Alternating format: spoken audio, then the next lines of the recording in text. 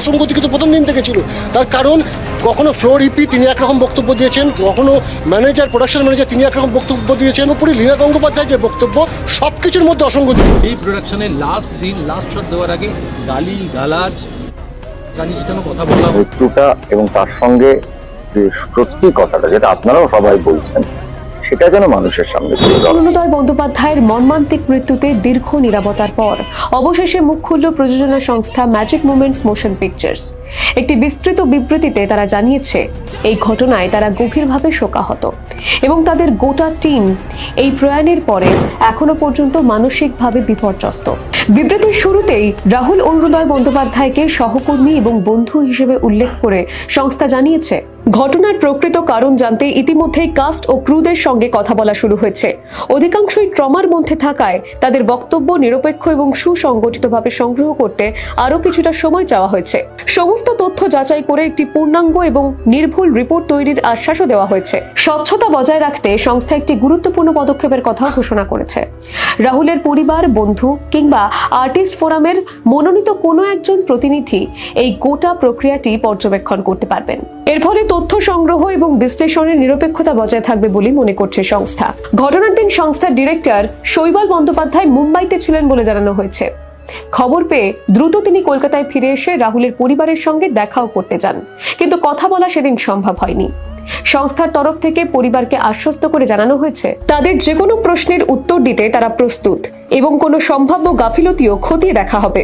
বিবৃতিতে আরও একটি গুরুত্বপূর্ণ বিষয় স্পষ্ট করেছে প্রযোজনা সংস্থা।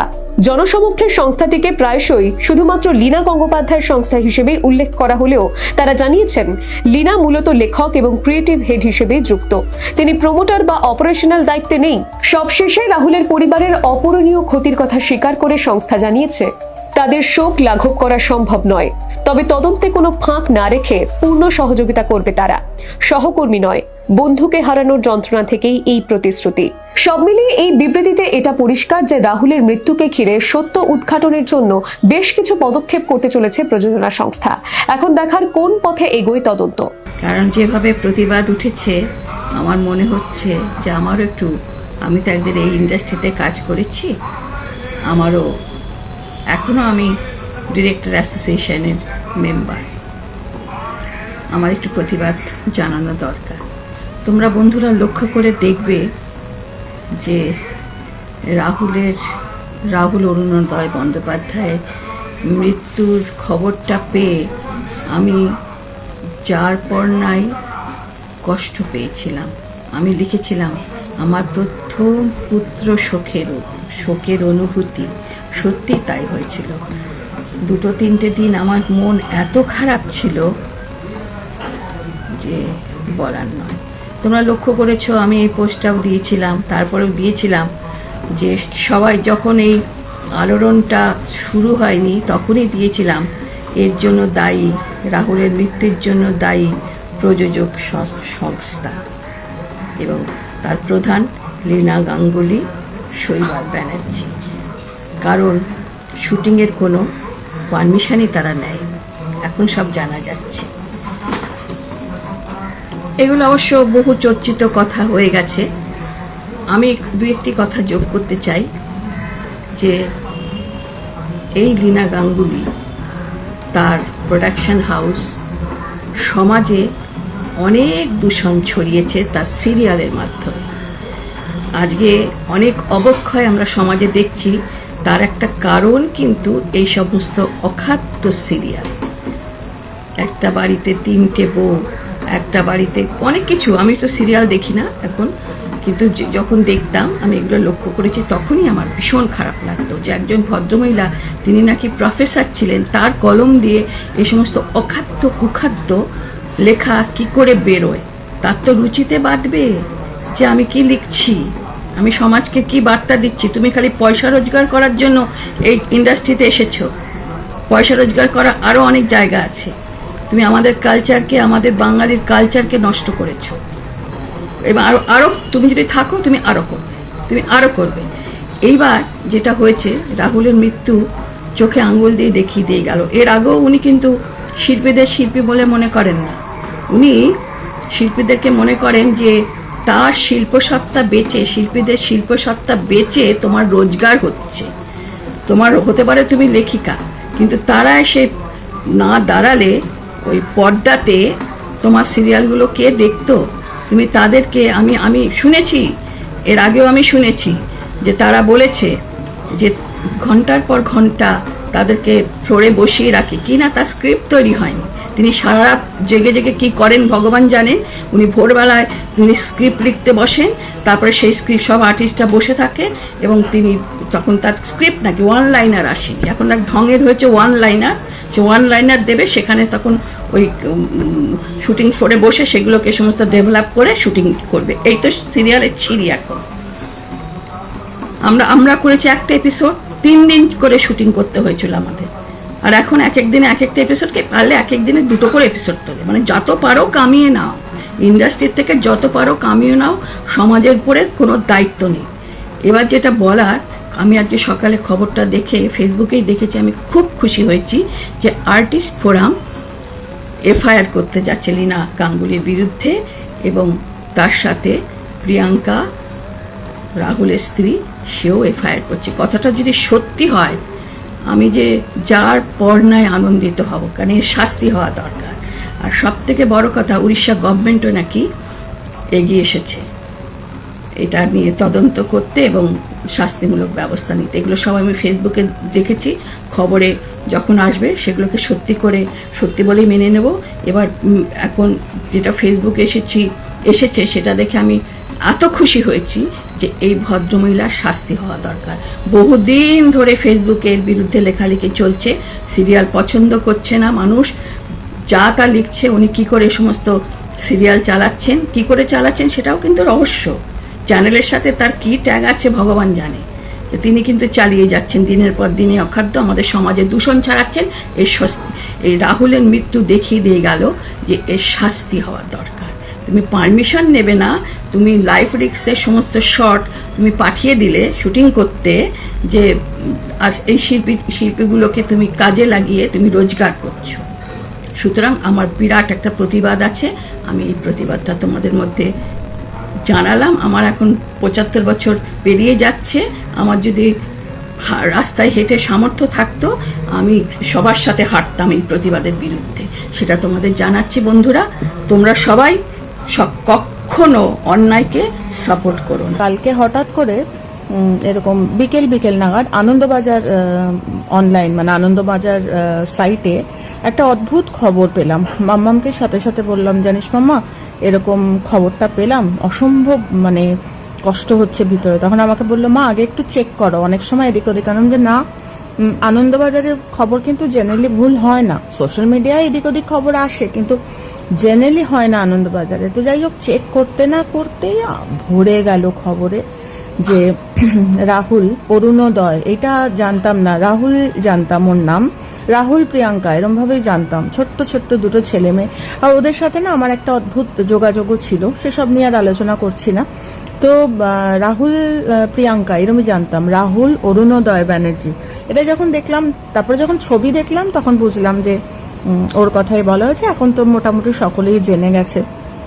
হয়তোটুকু একটা ছেলে, 42-43 বছর বয়স। তো শুটিং করতে ওরা গিয়েছিল দীঘায় তালসারি, তো আবার কখনো কখনো উড়িষ্যা বলছে, বর্ডারে আমার মনে হয়। তো যাই হোক, এটা অসম্ভব মানে কি বলবো, মানে আনটাইমলি একটা ডেথ, মানে চিন্তাই করা যাচ্ছে না। মানে লাংসে বালি জল ভরে ওটা চেহারাটা ডাবল হয়ে গেছে। মানে সত্যি, মানে যখন ভাবছি না মনে মনে সারাটা দিন আজকে এত কিছু মানে নড়াচড়া করি, এই এত উপদেশ দিই সকলকে, কিন্তু আজকের দিনেও সব কিছু জানাশোনা, মানে জানি যে জন্মালে মরতে হবে, বা এখনো ভীষণভাবে এফেক্টেড হয়ে যাই। মানে কতটা এফেক্টেড যে আজকে আমি কিচ্ছু করিনি, না আমি কোনো ক্লাস অ্যাটেন্ড করেছি, না কোনো ক্লাস নিয়েছি, না কারোর সাথে ফোনে কথা বলেছি, যেটা আমার রেগুলার একটা কাজ, পড়াশোনা করা বা যা কাজ আমি করি, আমার ব্যবসার কাজ, কিচ্ছু করিনি আজকে। আমি দুপুরবেলা হালকা একটু খাওয়া দাওয়া করে আমি শুয়েছিলাম। তো মাও জিজ্ঞেস করছিল যে শুয়ে আছিস এখন, মানে এই সময়টা তো শুই না জেনারেলি, রাতেই যা শুই ওই রকমই। তো মাকে আর বলিনি, মাকে বলিনি খবরটা যে অতটুকু একটা ছেলে এরম ভাবে চলে যায়, মানে চলে গেছে। ভীষণ কষ্ট হচ্ছিল। তবে যাই হোক, তোমরা ভাবছো যে আমি তো এই খবরটা সবাই জানে, তুমি কেন বলতে এসেছো? আমি বলতে এসেছি অন্য কারণে। চতুর্দিকে দেখছি না আজকাল ওই একটা খবর, মানে একটা লেখা, একটা ছবি আর একটা লেখা বেরোয় RIP, তো রিপ মানে RIP, রেস্ট ইন পিস। তো আমি তো সবসময় আমি আমার মনের কথা তোমাদের সাথে শেয়ার করি, তো আজকেও সেটাই বলতে এলাম যে আমি সত্যি কথা আত্মার ওই শান্তি, আত্মা তো এমনিই শান্ত, নিত্য শান্ত, তো অনিত্য না, মানে তার কোনো বিচার, আত্মার আবার শান্তি কি? হ্যাঁ, সেই আত্মা যখন আমরা শরীর ধারণ করি, বিভিন্ন আত্মা, সে অবিনশ্বর আত্মা, যে আত্মা ঈশ্বরের, সে আত্মাই অমৃতস্ব পুত্র, এই জন্যই তো বলে যে সেই আত্মারই অংশ আমরা। তো আত্মার শান্তি, রেস্ট ইন পিস, প্রথম কথা যেটা আমি বিশ্বাস করি, আমার সঙ্গে সকলে যে সহমত হবে তা নয় না, আমি বিশ্বাস করি, আমি কখনো নেভার, আমি কখনো রেস্ট ইন পিস বলি না। আমি যখন প্রার্থনা করি আমারটা আমি শেয়ার করছি, সবাই একমত হতে হবে তার কোনো মানে নেই। আমি ভাবতেই পারি না যে রাহুলের এই কর্মযোগ, রাহুলের, যারা রাহুলকে চেনে তারা জানে ওর অসম্ভব একটা পড়াশোনা ছিল।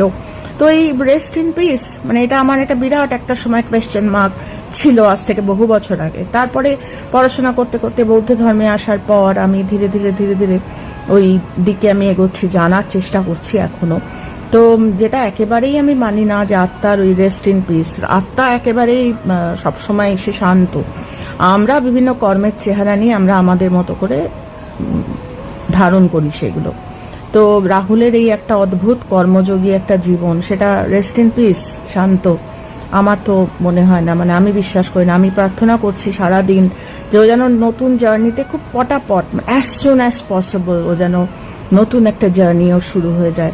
কোথায় আছে আমরা হয়তো দেখতে পারবো না, কিন্তু একটা কবিতা লিখেছিলাম যখন সুশান্ত সিং রাজপুত চলে গিয়েছিল, যে কোথাও না কোথাও তুমি বড় হচ্ছ, তুমি একটা সুন্দর একটা সচেতন পরিবেশে বড় হও, যেখানে মা বাবা সচেতন। মানে আমি মা হিসেবে এটাই প্রার্থনা করছি রাহুলের জন্য, এমন একটা জায়গায় তোমার জন্ম হোক যেখানে লোকে, সাধারণত আমরা বলি পয়সাওয়ালা, পয়সা চলে যেতে 2 দিন লাগে, মানে সত্যি কথা চোখের ওপর দেখা, মানে সচেতনতা না থাকলে খরচা হয়ে যেতে 2 দিন লাগে। তো সেটাই বলছি, যে বাবা মার কাছে জন্মাচ্ছ, মানে এমন একটা সচেতন পরিবেশে জন্মাও যেখানে প্রথম থেকেই তুমি কজ শিখবে, তোমার কর্মযোগটা অটুট থাকবে, এরকম আনটাইমলি যেন আর না যেতে হয়। খুব সচেতন একটা পরিবেশে তুমি সচেতন একটা মানে সেই আনন্দময় সত্তা, তুমি এমনিই তাই। আমার কথা তোমার কানে যদি যায়, বলে তো ট্রান্সেন্ড করে ইউনিভার্সের না এনার্জিগুলো সেম, একটা রিজার্ভার থেকে আমাদের মধ্যে এনার্জি ট্রান্সেন্ড করছে। তো আমি সেটাই বলতে এলাম যে আমি কখনো রেস্ট ইন পিস বলি না, আমার বলতে ভিতর থেকে কেউ আমাকে আটকায় যে আত্মার আবার শান্তি, আত্মার জার্নি, আর একটা জায়গায় আলো বন্ধ হয়ে গেল, আর একটা জায়গায় আলো জ্বলে উঠবে, আর সেই জায়গাটা, সেই আলোটা যেন একটা ব্রাইট একটা আলো হয়। তো এটা আর ভাবছিলাম যে অতটুকু ছেলে চলে গেল, আনটাইমলি একটা জীবন হয়ে গেল, কিন্তু সেটা যেন খুব তাড়াতাড়ি আবার তোমার নতুন জার্নি যেন খুব সুন্দরভাবে শুরু হয়। তুমি যেন একটা ভীষণ সচেতন একটা পরিবেশে জন্ম নাও, খুব সুন্দর। সেই যেটা বলতে বলতে অন্য কথায় চলে গেলাম, যে সুশান্ত সিং রাজপুত চলে যাওয়ার পরে একটা কবিতা লিখেছিলাম, যেখানে একটা লাইন ছিল, ওর নিজের লেখা নিজেই আমাকে ভাবায়, যে যেখানে বলছিলাম যে বড় হয়ে তুমি হয়তো কোনোদিন একটা সময় চুল আঁচড়াচ্ছ, হাত থেকে চুলে চিরুনিটা তোমার পড়ে গেল, তুমি জেনো কেউ তোমায় মনে করছে, আমরা মনে করছি এবার থেকে তোমার কথা আমরা ভুলিনি। তো জেনে রেখো, তুমি যখন বিনা কারণেই হেসে ওঠো, অনেক সময় খুব ছোট ছোট কারণে আমাদের ভীষণ আনন্দ হয়, তখন জেনো এপাশ থেকে মানে জীবনের এদিক থেকে আমরা তোমার কথা মনে করছি। তো রাহুলের কথাও ঠিক তাই বলছি, যে আত্মা অবিনশ্বর, আত্মা সবসময় নিত্য মুক্ত। তো তুমিও মুক্ত, তুমি একটা মুক্ত সচেতন পরিবেশে তুমি জন্ম নাও। জেনে রেখো, আমরা কিন্তু তোমার জন্য প্রার্থনায় থাকবো। তোমার একটা সচেতন, একটা সুন্দর জার্নি তোমার আশেপাশে, তোমাকে যেন একা না থাকতে হয়, তোমার আশপাশটা যেন ভরে উঠুক সচেতন মানুষে। তো এই প্রার্থনা আমি তোমার জন্য রাখলাম, সবার সঙ্গে শেয়ারও করলাম আমার মনের ভাবটা, একটু হালকা হলাম। সারাটা দিন খুব মনটা ব্যাকুল ছিল, তো প্রার্থনা করছিলাম যে খুব তাড়াতাড়ি অ্যাজ সুন অ্যাজ পসিবল তোমার জন্ম হোক, আর খুব সচেতনভাবে তোমার জন্ম হোক। খুব ভালো থেকো, আর এইভাবেই কর্মযোগ তুমি এগিয়ে নিয়ে যাও। আর এবার যারা আমার ভিডিওটা দেখছে তাদের বলছি, এটা একদম আমি আমার মনের কথাটা শেয়ার করলাম, কেননা খুব দেখছি ফেসবুক খুললেই যে rest in peace, rest in peace.